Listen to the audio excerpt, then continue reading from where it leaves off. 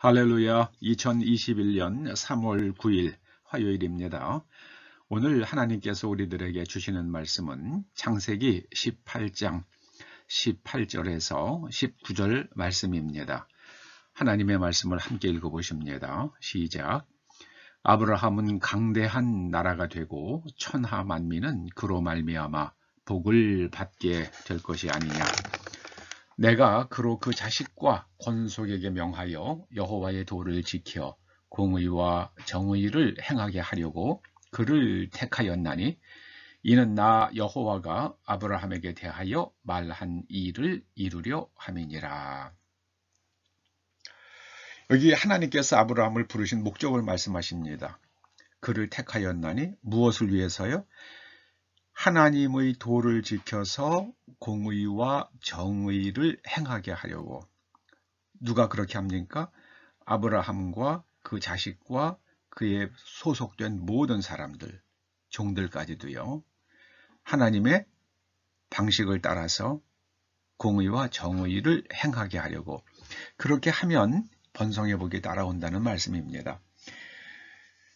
인류 역사상 현대를 살아가는 사람들처럼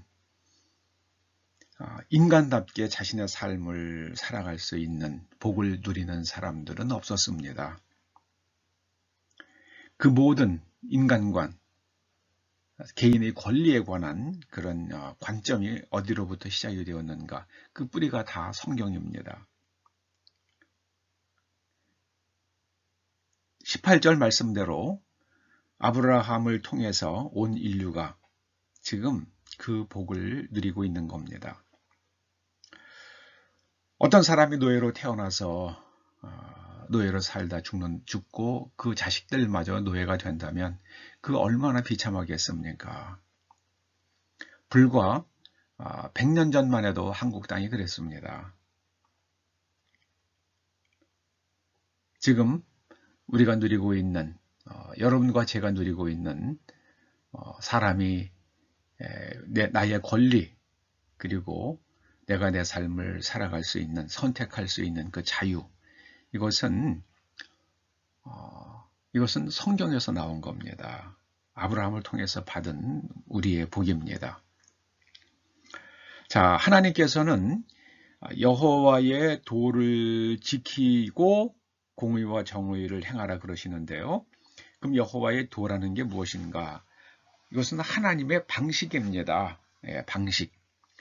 사고방식과 삶의 방식과 존재 방식입니다. 사고방식과 삶의 방식과 존재 방식. 하나님의 방식을 따른다는 것은 또 구체적으로 어떻게 하는 겁니까? 하나님의 말씀으로 내면 구조를 형성하는 겁니다. 사람의 행동은 눈에 보이지요. 그러나 그 속에 있는 가치관과 그 사람이 옳다고 생각하는 것, 그 사람의 세계관은 보이지 않습니다. 그래서 가치관과 그가 옳다고 생각하는 것, 그걸 진리라고 그러죠. 진실. 그 다음에 가치관은 무엇이 더 좋은 것인가? 돈이 더 좋은 것이냐? 아니면 돈을 택할 것이냐? 아니면은 사람을 택할 것이냐? 그게 가치관이죠. 어떤 사람은 돈을 따라갑니다. 그래서 그 내면 구조를 하나님의 말씀으로 형성하는 것을 형성된 내면 구조를 하나님의 말씀으로 형성된 내면 구조를 체득하라고 부릅니다. 이게 지금 우리 성경은 공의로 번역을 했습니다. 핵심은 양심이죠. 양심, 선한 양심입니다. 악한 양심, 화인 맞은 양심이 아니라 선한 양심입니다. 그리고 각 사람, 각 기업, 각 가정, 각 나라의 이익과 권리가 충돌할 때가 있어요. 그런데 그 충돌할 때에 경계선을 정하는 것이 바로 미슈파트입니다. 이걸 요즘 말로는 우리 말로는 사법적 정의 이렇게 판단할 수 있습니다. 근데 미국과 한국의 사법 정의가 제 관점으로는 요즘에 흔들리고 있습니다. 소송을 제기했는데 법원들이 다루지 않겠다는 거예요. 미국에서. 선거에 부정이 있었다. 이걸 갖다가 판단해 달라. 그런데 우리는 그거를 다루지 않겠다는 거예요. 그게 현재 미국 대법원이고요. 한국도 그렇잖아요. 한국도 지금 뭐 갈팡질팡하는 거 지금 다 여러분들도 다 알고 계십니다. 그 사법 정의가 흔들리면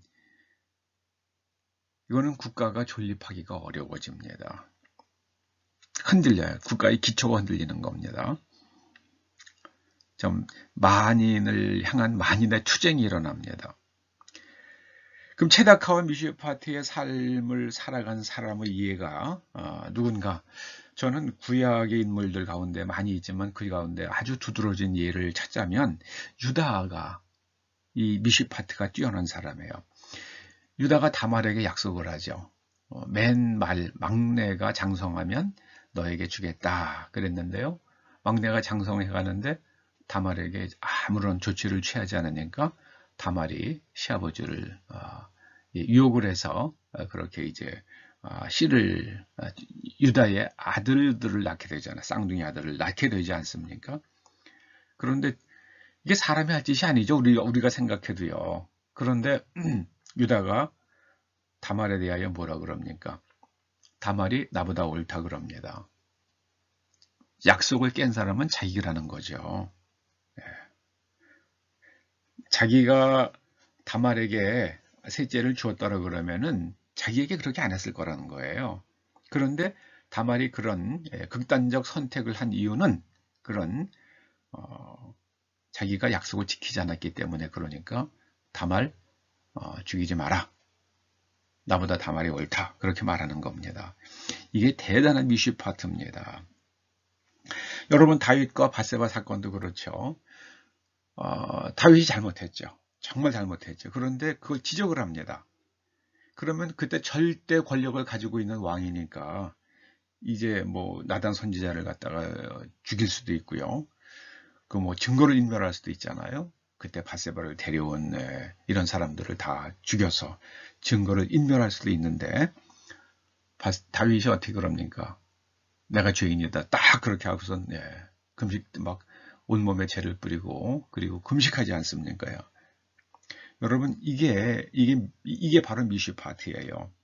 우리나라에서 지금 일어나고 있는 어려움이 뭡니까? 내 편이 한 거는 다 괜찮아요. 그리고 내 편이 아닌 사람이 한 거는 다 그냥 틀렸고 다 남 탓이고, 그렇게 하면은 미슈파트가 무너지고 사회 기초가 흔들립니다. 기초가 흔들리면은 그 위에 있는 집은 흔들리는 거죠. 조금 더 심하면은 집이 무너지죠. 여러분, 하나님께서 주시는 번성은요, 하나님의 방식을 따르는 겁니다. 하나님의 방식을 따르는 것은 바로 체다카와 미슈파트를 행하는 겁니다. 각 사람의 내면 세계가 저 무의식 깊은 곳까지, 욕망의 가장 깊은 곳까지 하나님의 말씀으로 채워지고 다스려지고, 그리고 사람과 사람 사이에 하나님의 말씀을 따라 경계선을 정하면서 살면 번성의 복이 옵니다. 이것이 바로 믿음의 본질입니다. 그 길이 맞다고 생각을 하고 그 길을 걸어가는 것, 이것이 믿음입니다. 하나님의 말씀이 옳다고 생각을 하고 그 길을 걸어가는 것, 이것이 바로 성경이 말하는 믿음의 본질입니다. 기도하시죠. 아버지 하나님, 우리가 하나님의 방식을 따르고 정의와 공의를 행하는 사람 되게 하여 주시옵소서. 우리 스스로와 우리의 자식들의 내면 세계를 하나님의 말씀으로 형성하고 다른 사람의 정당한 권리를 침해하지 않을 뿐만 아니라 정당한 몫을 지켜주어서 하나님께서 주시는 번성의 복을 누리는 우리 모두가 되게 하여 주시옵소서. 예수님의 이름으로 기도드립니다. 아멘.